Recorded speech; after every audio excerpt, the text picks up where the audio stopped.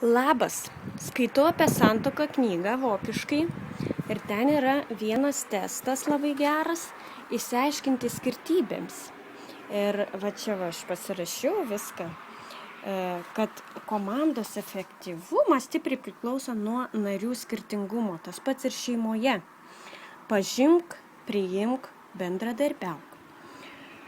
Čia va net surašiau, kokie mes esam visiškai skirtingi. Kiekvienas punktas visiškai kitoks. Pavyzdžiui, apsirengti. Aš labai daug negalvoju, o mano vyras skirtingai labai jam svarbu ir struktūruota. Taip, aiškumas drabužiuose. Prieštaravimai, kai sustinkam su kažkokiu tai prieštaravimu, kaip mes elgiamės. Mano vyras, jisai iškart reaguoja, labai stipriai gali prieštarauti ir ieškoti tiesos, o aš reaguoju ramiai. Aišku, visko būna, bet į kokią pusę mes linkstame? Atostogos. Mano vyras nori nuotykių, aš noriu ramybės, pinigai.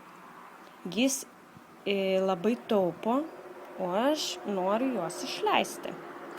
Lengvai leidžiu žmonės. Mielai su kitais mano vyras būna, o aš mieliau būnu viena. Žodžiu, čia labai įdomu, kokie mūsų planai, kur punktualumas, atsipalaidavimas, miegas, sportas, kaip mes elgiamės su telefonu. Mano vyras gali labai ilgai kalbėti, o aš tik reikalus tvarkau. Labai trumpai ir aiškiai, labai nemėgstu telefono. Tvarka.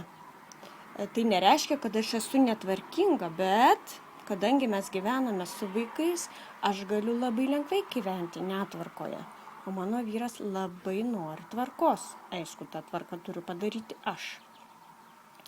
Televizorius. Aš jį mėgstu.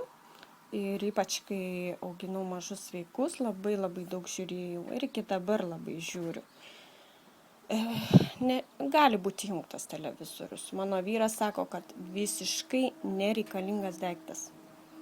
Taigi labai svarbu atpažinti, toje knygoje rašo, priimti šitos skirtybės ir ieškoti, kaip mes